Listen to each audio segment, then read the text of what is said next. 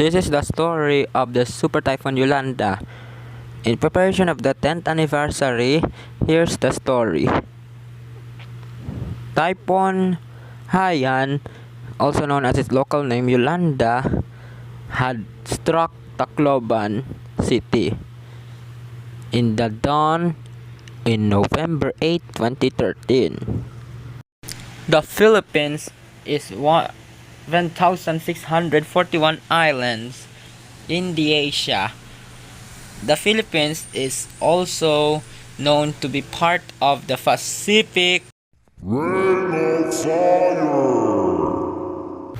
But first, it all started as a low pressure area. The low pressure area was formed in November 2 at 425 kilometers east southeast of Pohnpei, one of the states in the Federated States of Micronesia. As the system moved through the region favoring tropical cyclogenesis, the Japan Meteorological Agency and the Joint Typhoon Warning Center classified it as a tropical depression on November 3.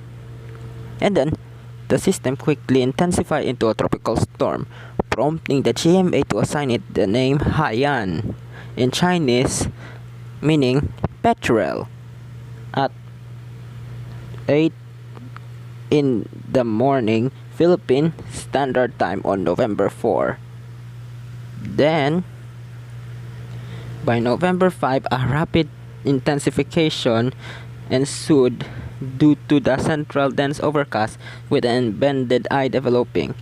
And then, the Japan Meteorological Agency and the Joint Typhoon Warning Center classified Haiyan as a typhoon later that day. On November 6, the Philippine Atmospheric Geophysical and Astronomical Service Administration or PAGASA assigned the storm the local name Yolanda as it approached the Philippine area of responsibility. And the Joint Typhoon Warning Center estimated the storm to have attained the Category 5 equivalent Super Typhoon status on the Saffir-Simpson hurricane wind scale. Later, the eye of the typhoon passed over the island of Cayamel in Palau. Around 8 in the evening on November 7, Super Typhoon Haiyan or Yolanda attained a 10-minute sustained wind of 230 kilometers per hour and a minimal pressure of 895 mbar. 6 hours later, the Joint Typhoon Warning Center estimated Haiyan to attain 1-minute sustained winds of 315 kilometers per hour and gust up to 380 kilometers per hour. Wow, so strong. The storm displays some characteristics of annular tropical cyclone to a strong convective band interested along the western side of the system. Some people consider that Typhoon Haiyan or Yolanda is one of the typhoons that hit in Tacloban, and it was 101 years after that typhoon that hit toward Tacloban in 1912. At 4:40 on November 8, Philippine Standard Time, Haiyan or Yolanda made landfall in Guiuan, Eastern Samar at its intensity. The Joint Typhoon Warning Center's official estimate of 1-minute sustained wind of 305 kilometers per hour would by that measure make Haiyan or Yolanda the most powerful storm ever recorded to strike land. Interaction with land caused a slight degradation of the storm structure, that it remained an exceptionally powerful storm when it struck Tolosa Leyte around 7 in the morning, Philippine Standard Time. Additionally, the typhoon made 4 additional landfalls as it traversed in Visayas, Daanbantayan, Bantayan Islands, Concepcion and Busuanga Islands. Daanbantayan and Bantayan Islands are part of Cebu, Concepcion is in IloIlo, and Busuanga Islands is in Calamian on the islands of Palawan.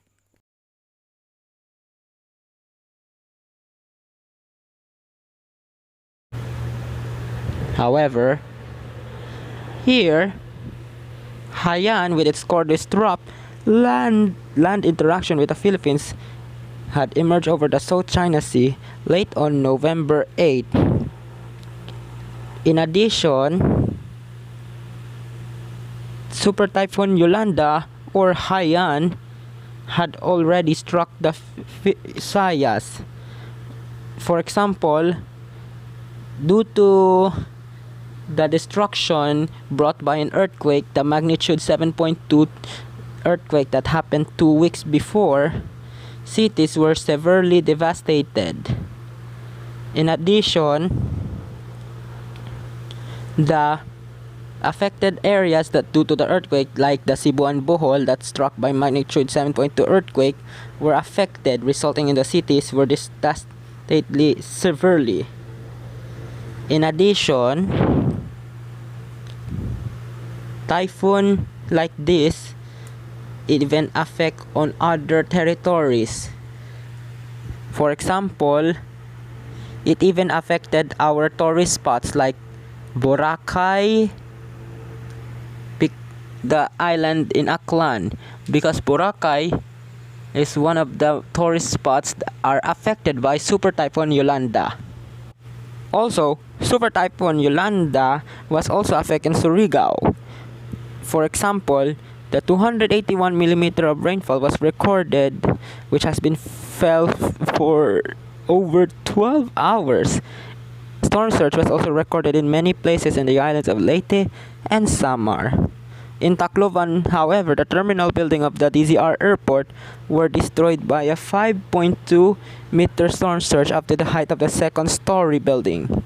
Along the airport, a storm surge of 4 meter was estimated. Waves of 4.6 meter were also estimated on the western coast of Samar. The storm surge was not as significant. By November 11, the provinces of Aklan, Capiz, Cebu, IloIlo, Leyte, Palawan, and Samar were placed under a state of national calamity. As a result, the government allowed to use state money for relief and rehabilitation to control price of basic goods. Additionally, about 30.6 million pesos or $700,000 had been allocated in relief assistance by the NDRMC. Local and national agencies deployed a collective of 10,177 personnel, 844 vehicles, 44 seagoing vessels, 31 aircrafts for various operations. CVCP also declared 8 days of mourning or victims of the typhoon at the same date. And then, reports of escaped prisoner raping women in the city, prompting further urgency to evacuate. One resident was quoted as saying, "Tacloban is a dead city. Due to the lack of electricity, planes could only operate during the daylight, further slowing the evacuation." At dawn on November 12, thousands of people broke through fences and rushed toward planes only to be forced back by police and military personnel. A similar incident occurred that day as a U.S. cargo plane was landing. Additionally, this gave an environmental impact. Typhoon Yolanda or Haiyan knocked over power barge 103 of Napocor in Estancia, IloIlo, causing an oil spill. As a result of the typhoon, the government is planning to replant mangroves in coastal areas while preserving the remaining ones. Affected residents were allowed to return to the home by the Department of Health on December 7, 2013 after an air quality test found that benzene levels in affected areas reached near 0 parts per million. Earlier, residents were asked to evacuate affected areas as the benzene level had reached an unhealthy amount. In Tacloban, widespread looting and violence took place in the days following Haiyan's passage. In some instances, relief trucks were attacked and had stolen in the city. 2 of the city malls and numerous grocery stores were subject to looting. A fuel depot in the city was guarded by armed police, while 200 additional officers were dispatched to assist. Security checkpoints had been set up all over Tacloban, and a few was imposed on residents to prevent more attacks. Philippine military forces also prevent members of the New People's Army from ambushing a relief convoy bound for Samar and Matnog, Sorsogon, killing 2. President Benigno Aquino III considered declaring martial law and hopes for restoring order in affected areas. And then, looting intensifies local recovery efforts for residents to seek any means necessary to survive. Then, for example, in Alang-Alang, just as west of Tacloban, 8 people were crushed to death after the walls of a warehouse collapsed during a raid on government rice stockpile. Approximately 30,000 bags of rice, each weighing 50 kilograms, were stolen. Warehouses were also raided in Haro and Palu. Throughout the city of Tacloban itself, people began looting from homes as stores had been completely empty.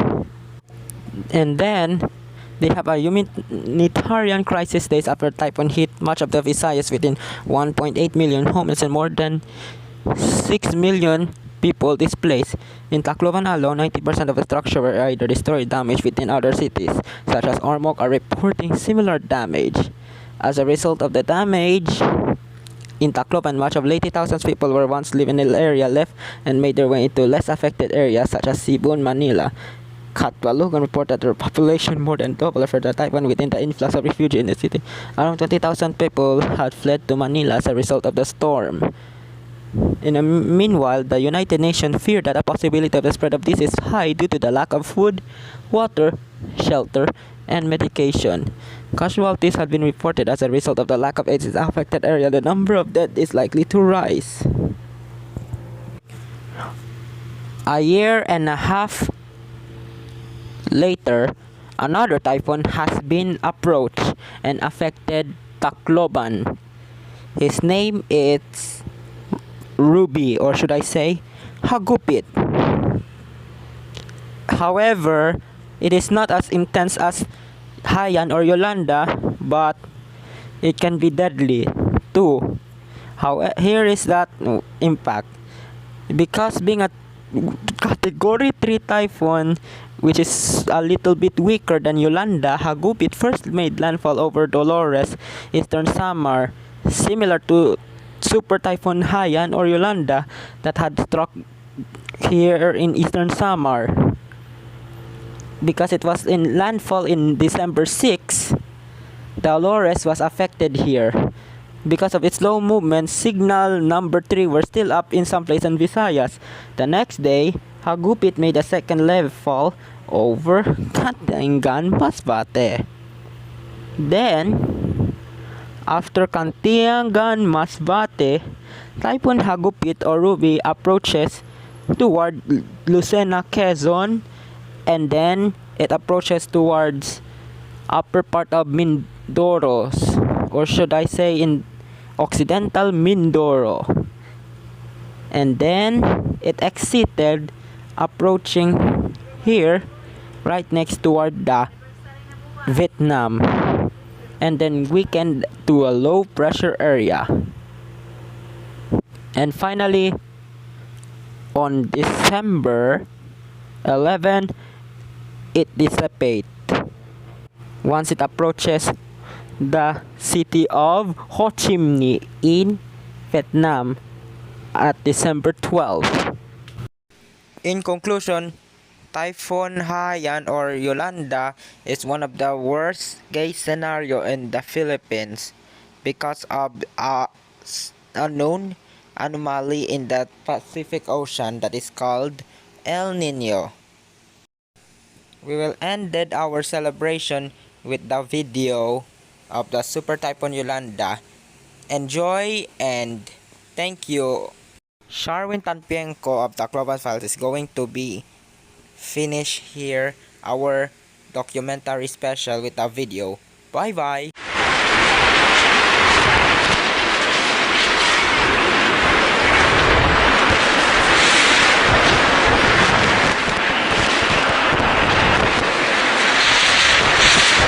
November 8, 2013, bandang alas 5:45 ng umaga, rumaragasa ang Superstorm Yolanda.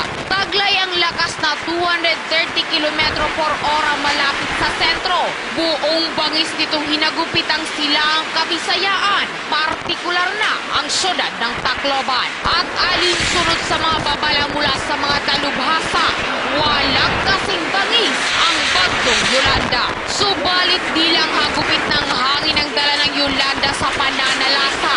Taglay nito ang tubig dagat na siyang pinagmulan ng isang malaking baha. Umabot ito hanggang 4 na metro sa downtown downtown area. Bunsod nito walang nakaligtas na establishmento at alinman sa mga nakaparadang bihikulo. Makalipas ang halos 3 oras ng malupit na bagyo, bakas ang pinsalang iniwan ng isa sa pinakamalaking dilubyo sa kasaysayan. Mga sirang tindahan at nakatiwangwang na masasakyan. Kasama na rito ang hinagpis ng tila hilupang mamamayan. Pagbali na hangin na kadididi, ito, suba kami ng tubig, punuan building. Hasta nagkasaka kami nga sa igbaw. Makurin ang kabutangan. Pinanibayaan namon ang mga gamit na ang mga karauno namon, ang kardero punong kanon. Pinanibayaan namon. Waray na kami pagkaon, tikang kagabi, tikang kakulong. Pag usog-usogan, kainan, tubig, hangin. Nagkain na kami mga kanto. Nakatapin babahan. Atop, kanina, atop, kanina, atop. Sa mga lansangan nakatambak ang durog na tira ng mga tirahan, mga posteng nagsibagsakan, mga kahoy, yero at damit na tila inipod sa gitna ng daanan. Parot parito ang mga tao na tila di alam ang pupuntahan at baka sa mga mukha at boses nito ang takot sa pinagdaanan at trahedyang nasaksihan. Anto ba din din tubig. Pati mo dito. Ano mo dito, taga dito. Dito, ma'am. Pagurigad kang ba na makuan. Ambot yan akong may ano, ikambalay, pasiyo kami nangungukoy, ubos, himpagkaruba, kay may adanganin na dito mga patay.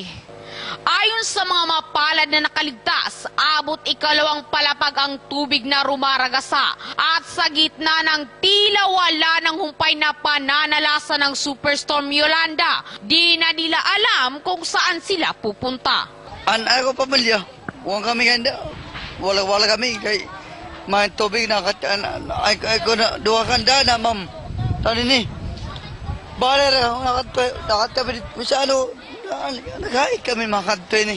Sa mga nakatira sa dalampasigan, mga durog na kagamitan ang tanging naiwan. Gula-gulanit na mga ari-arian na mistulang inipon sa isang tambakan. Sa gitna ng kanilang hinagpis at kalituhan, pinaabot ng mga biktima ang kanilang panawagan sa pamahalaan. Makurita mong kabutang, anamon mga balay, washed out, Bagyo, Mr. President, kuha na kami, timangno kami kay oras ang pagkuhan, diri ka na mong binabayaan.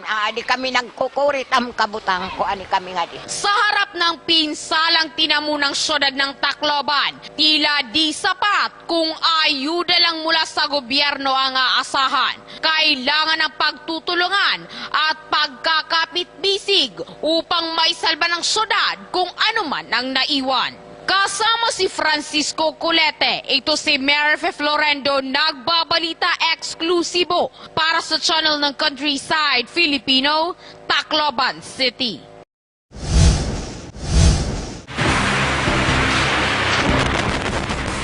Umabot humigit kumulang 315 kilometers per hour ang bugso ng hangin ng Superstorm Yolanda. Ang bagyo na tinaguri ang pinakamalakas sa buong kasaysayan.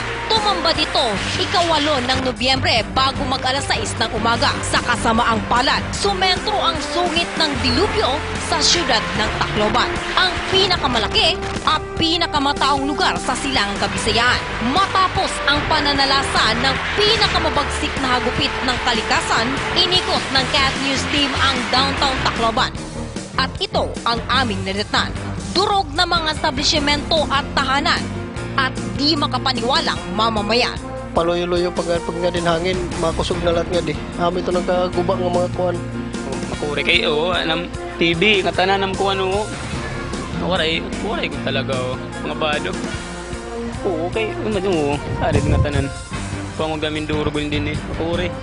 Anamon, boarding house yan na kay narusdak. Kung makakakita ka la, maluluoy ka ga. Subalit di lang hangin ang taglay ng Superstorm Yolanda. Dala rin nito ang storm surge o pagtaas ng tubig sa mga lugar malapit sa dalampasigan. Ang syudad ng Tacloban ay napapalibutan ng karagatan. Kaya't hindi rin nakaligtas ang downtown area sa pananalasa ng tubig mula sa lumubong karagatan. Kung primero nga hangin nga din, makusog yung durong hangin. Kahuma namin itong dako dahil ng tubig. Tubig din, itikang din, nag-awas, tikang nga di. Kikang din dagat siguro to. Tumigda man lang pagtubo. Na ang tubig kay na tignan man lang nga dumako. Upil lang nga ito nga kung kay adlaw kung gabi sigurado ko nga damo na ridis kasi. Sa bandang huli, bakas sa mga biktima ang pagkabalisa at sadyang di makapaniwala sa trahedyang sinapit nila. At tila huli na ang lahat nang matauhan ng mga ito sa kahalagahan ng nailathalang babala. Kaya nagsisigaw na, ano si ba man nakikita nato la, nakikita ko la TV, mga suko dito ni Baha, mga ko natabo, tapos mga tatabo ngayon, suko na ako ngayon nga mas grabe panduro ko. Ini nga nahinabuyan na dapat sunod nga mga panahon nga magkuhan itong pag-asa nga dapat manhilikas na gudman kita, magtuod kita nga amo talaga kung may hinabo. Superstorm Yolanda, mapait na yugto sa kasaysayan ng Tacloban. Yaman din lamang at nangyari na ang sakuna. Saan ba dadalhin ng syudad ang mga aral ng Yolanda? Dito ba matatapos ang isa sa pinakamakasaysaing lungsod sa bansa? O hudyat ba ito ng kanyang bagong simula? Mula sa downtown area ng Tacloban, kasama si Mel Nilinggo, ito si Renally Rialino, nagbabalita eksklusibo para sa channel ng Countryside Filipino, Tacloban City.